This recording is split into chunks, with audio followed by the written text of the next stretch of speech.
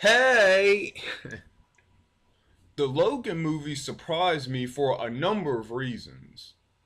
Oh yeah, and of course, in case you didn't read the description down below, and so you don't feel like ranting at me in the comments later, just know this is a rant video. So for those who are new to my channel, spoiler alert. In my rant videos, I tell you my honest opinion, and I might talk about scenes in the movie and what goes on and stuff that goes on in the movie. If you want to see something that is spoiler free, then unfortunately you might have to go elsewhere for a movie review. But all my anime reviews, I do spoiler free anime reviews, and for every anime review I also do a rant video that shows my honest, unabridged opinion about it with spoilers and everything. So spoilers here. You don't want to be spoiled for the Logan movie, then you have to go elsewhere. First of all, there's a usual stigma in movies that the sequels are never going to be as good as the original. You might have some that might be able to up the ante a little bit, like you had the Lord of the Rings series, and then you might have others that might be able to improve on a certain concept from the original movie but never quite get close to the acclaim that the original had. Like I would argue with The Matrix Reloaded. The Matrix Reloaded, you got more action, but then you took away a lot of the depth that really defined, a lot of depth and a lot of the mysteriousness that defined the original movie, a lot of the mystique that defined it. Thing number two that surprised me is that if you have a movie with a lot of superpowered people, you want to see more of them because you get more special effects, you get more characters, and you get more action going on. And as we saw in one of the things with the Captain America Civil War movie is people thought that movie wasn't going to be that good, or they still would argue might have been able to be better if they had more superpowered individuals in the movie, because in the comics there was such a huge cast of superheroes with powers in the Civil War story that influenced the story. A lot of people believe that would take away from the Civil War movie. Arguably it didn't, but a lot of people then again, a lot of people would think it could have been made better if it had. So usually more superpowered individuals in the story, usually the better when the backdrop of your story has a bunch of superheroes or people with superpowers. The thing I noticed, number three, and the last one I'm going to get into before I get into whether I like the Logan movie or what I liked or disliked about it or not, is it also with Hugh Jackman. Now, this could also be debatable, but I know there are a lot of people that were kind of getting tired of like the Hugh Jackman Wolverine thing, and it's not because they thought that Hugh Jackman was a bad Wolverine. They just got tired of everything in the X-Men verse revolving around Wolverine. The argument was that there's a lot of other great characters in the Marvel in the X-Men comic book line. There's a lot of great characters with the X-Men, and people want to see more of them. They want to see more Cyclops. They want to see a bit more Jean Grey, maybe more Jubilee. I don't know, more Nightcrawler, more Gambit. Definitely more Gambit, more Rogue instead of the shy Rogue we saw in the movies. Basically, people wanting to see a more well-rounded cast of characters, and definitely more Storm. They want to see a more well-rounded cast of characters instead of the characters in the X-Men movies just revolving around star power. Basically, if you had a powerful star behind the character, then the movie was basically through that character's perspective, or that character was center stage, and that is what was going on with the Hugh Jackman / Wolverine effect. And because he was a big actor, because he played Wolverine, people loved him being Wolverine. They just got tired of seeing the movies revolve around him. So a lot of people were getting to the mindset where they were saying to themselves, we don't want, just take Hugh Jackman out of the movies. Well, what they really meant was take Wolverine out of the movies. But they were like, take him out of the movies so we can see other X-Men shine, or at least minimize him so that the movie doesn't have to revolve around him. That's what people were tired with in the X-Men movies, and they wanted less Hugh Jackman. Now, going off of what surprised me about the movie, let's go into what I liked about the Logan movie. All sequels not as good as the original? Nope. The Logan movie really broke that mold because the movie was excellent. I would argue that the Logan movie was not only was it better than a lot of then it was far better than any of the Wolverine movies that came out, any of the Stanley Wolverine movies, but it was better than any of the X-Men movies, and it seems like it's the last in this line of X-Men movies. Like everything that involved Hugh Jackman and all the stuff he went through along the time traveling and him going to Japan and him like originally being an X-Men and mentoring Rogue and all of that. This movie shined well above all of that. It was an outstanding movie, if not the best. So that kind of really breaks the mold that the sequels are always going to be worse than the original. Cause I mean, if they had did it, can you imagine if they had did this movie like second, or if they did this movie, if they did something like this first? I mean, it would have just blew everyone away. Even the first X-Men movie to me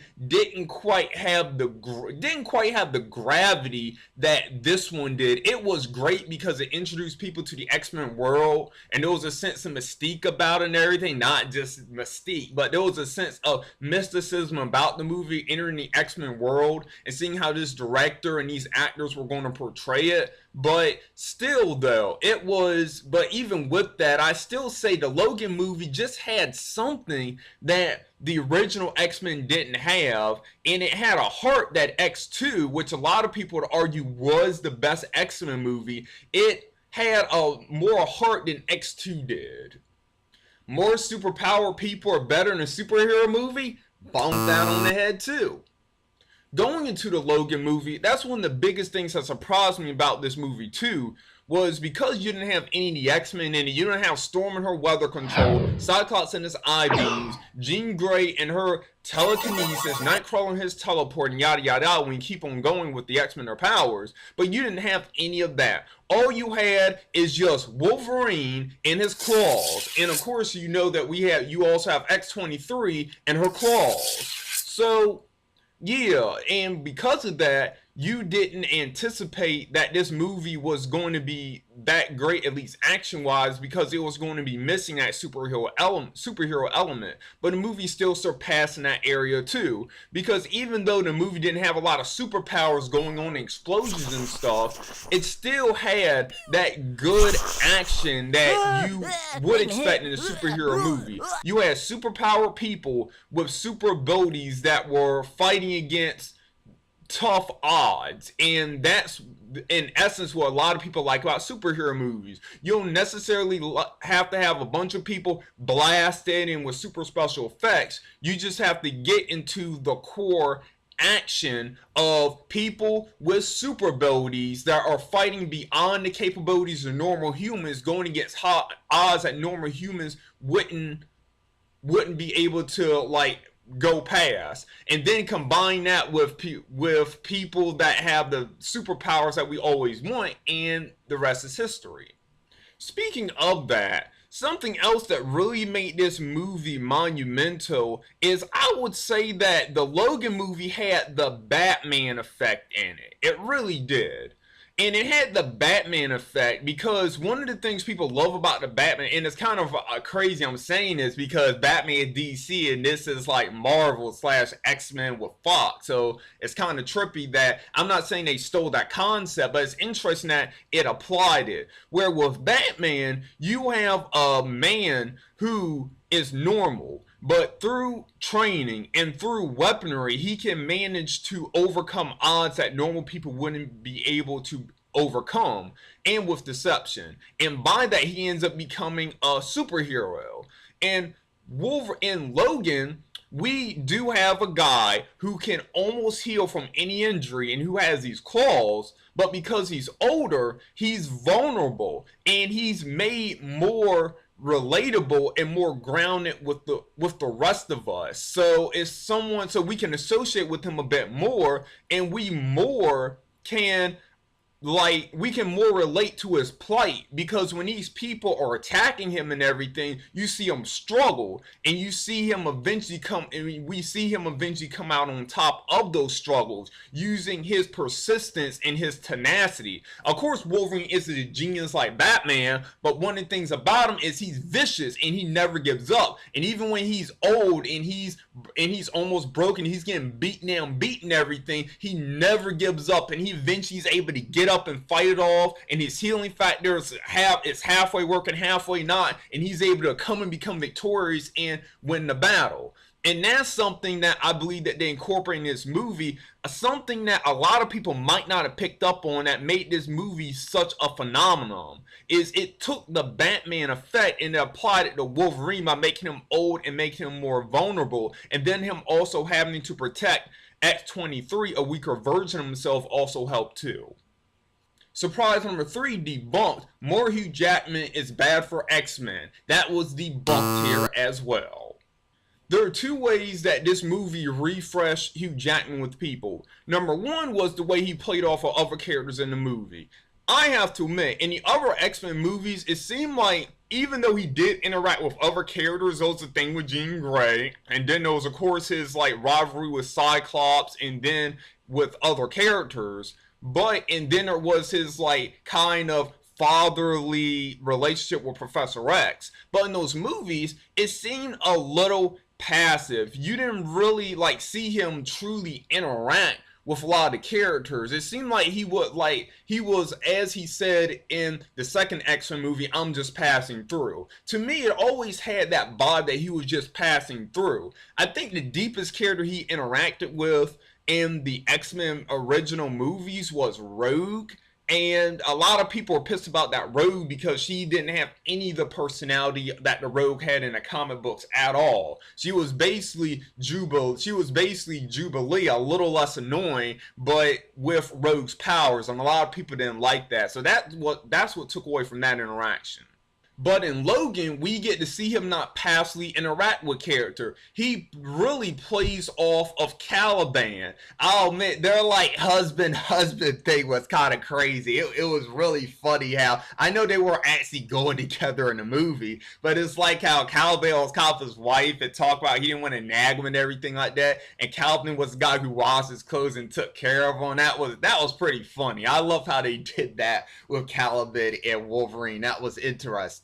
And then of course it was him and Professor X, and they're constant like playing off of each other. How Professor X was the old dad, and he was kind of going senile in the movie and everything, where he had a brain degenerative disorder and his mind was deteriorating. He had to take medicine. Well, the medicine helped control his shakes, but I think the medicine did hurt his mind and make it so his mind didn't work as well, just like with older people taking medicine in real life. The medicine makes you more sluggish, but at the same time though, it gets rid of those dangerous symptoms or effects from the illness that you're trying to avoid. So he really played off Professor X, and then the way he played off X-23 was fantastic too. Laura, I have to say, I don't know if I'm pronouncing her first name right, Daphne King, but girl, you stole that freaking role. I hope that you continue to build your acting career and everything, and don't end up like Daniel Radcliffe. I gotta say, just keep on building on your acting career. Just because you did great in this role,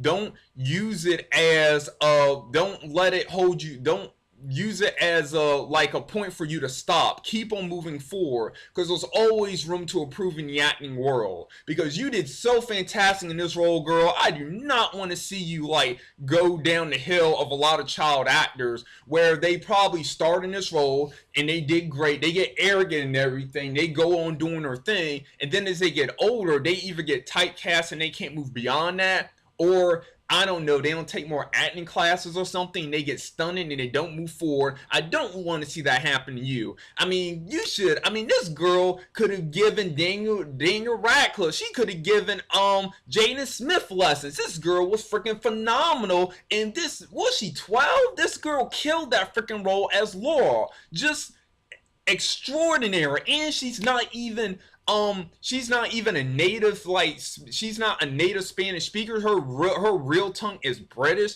I think she's half Spanish though. And from the movie, I thought she was a Spanish girl that barely knew any English, when she knows English and Spanish is kind of her second language. I was like, seriously? Are you serious? This kid is amazing. Keep on doing it well, girl. Keep it up. And as I was saying, yeah, Wolverine and her interaction was also fantastic. So we actually got to see Wolverine interact with other characters in the movie as opposed to just passing them by in the night. And that's something that they should have done in the previous X-Men movies. Instead of just making it just the Wolverine show, they really should have made, if they were going to make him the center, they should have made it so he played off of other people as well as they did in this movie. So that's one thing that helped abate the too much Hugh Jackman effect. The second thing that helped get rid of the Hugh Jackman effect in this movie, that made it so that people weren't tired of seeing him in this movie from all the other previous movies he's been in, like every X-Men movie, is the fact that we honestly got to see a different type of Wolverine in this movie. I know a lot of you would disagree with me on this initially by me saying this, but think about it. In this movie, we got to see Wolverine completely claws out. Wolverine uncut. He was cursing. He was chopping people to pieces. He was just not giving a rat's butt. And I know I'm trying to keep my videos as accessible to people as possible. So even though this is already a movie, but yeah, but he just didn't freaking care. I mean, this movie had so many F-bombs in it. I mean, it will give Black Lagoon a run for its money. Maybe, but you get what I'm saying, right? I'm not actually going to go out and compare the curse words in Black Lagoon and the Logan movie. It was just an expression. So there was a lot of F-bombs in the movie, and the movie was basically Wolverine uncut. We got to see Wolverine, I'll say this, we got to see Wolverine in his ultimate purest badass form. And it's such a shame though that we finally got to see that when he's an old man.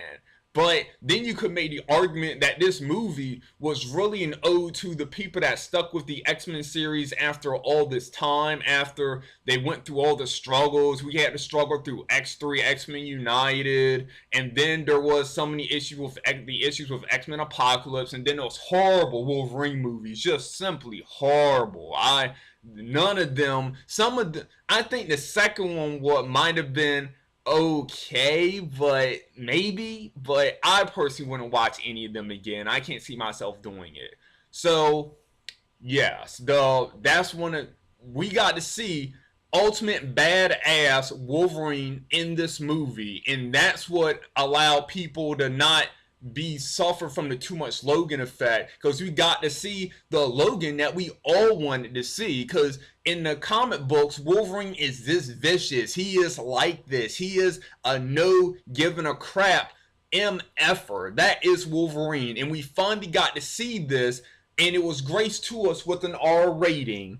Thank you, the people who direct this movie. Thank you for having the guts to do this and to make this movie. It's a shame it took Deadpool for you to finally do it, but thank you.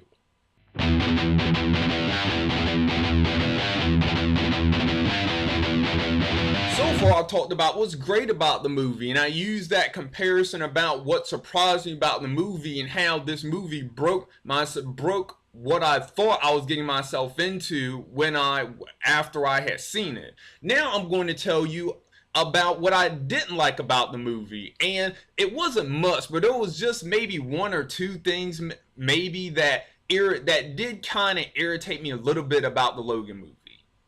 The biggest issue I saw with the Logan movie was Professor Xavier's death.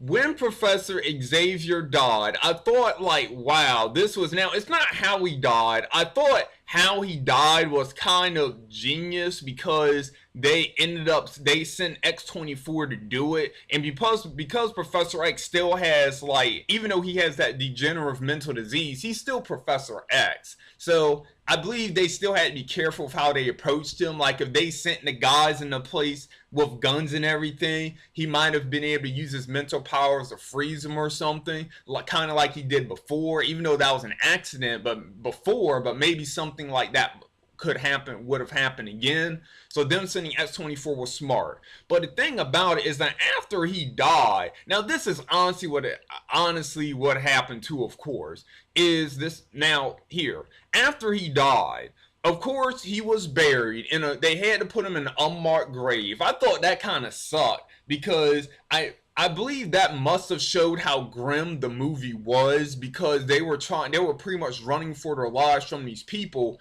and he was trying to save X-23 and potentially like get her to the meeting point of the other kids. But well, he was just trying to get her like up north just because she wanted to, not because he thought there was anything there. But that's neither here or there.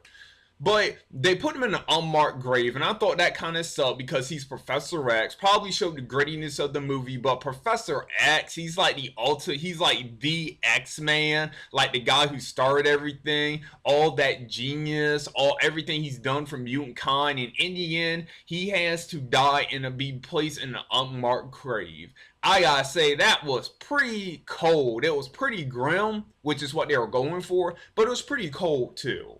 And then, of course, it was after that where we had Wolverine's mourning scene. Where now I understand that he's Logan, he's Wolverine. He isn't the smartest banana in a bunch. I kind of get that. But he's sitting at the grave and he can't think of anything to say. He's just mumbling and stuff. And then he goes and he starts destroying the truck that's out there. At first, he goes by the truck and he's like mad. And then he's like, damn it. Damn it, damn it. And he starts messing up the truck, just having basically going in a berserker rage, sands his claws, but with a shovel on the truck. And to be honest, now here's the thing that I'm going to be honest about. When I was in the theaters, people actually laughed when this happened. People were laughing. And no, that's not surprising or appalling. I understand why they were laughing. Number one, he was sitting there mumbling with that, and you see, there's not a smile on my face here. Even when the scene was happening in theaters, a chuckle kind of popped up on me too. But there's not a smile on my face now, because I do think, out of how great and how excellent this movie was, it kind of sickened me on how poorly they handled Professor Xavier's death. And I don't think they meant it to be funny. I really don't. So what ended up happening was, the reason why people are laughing is because, number one, Wolverine was sitting there mumbling and he couldn't think of anything to say, and he seemed like a blubbering idiot.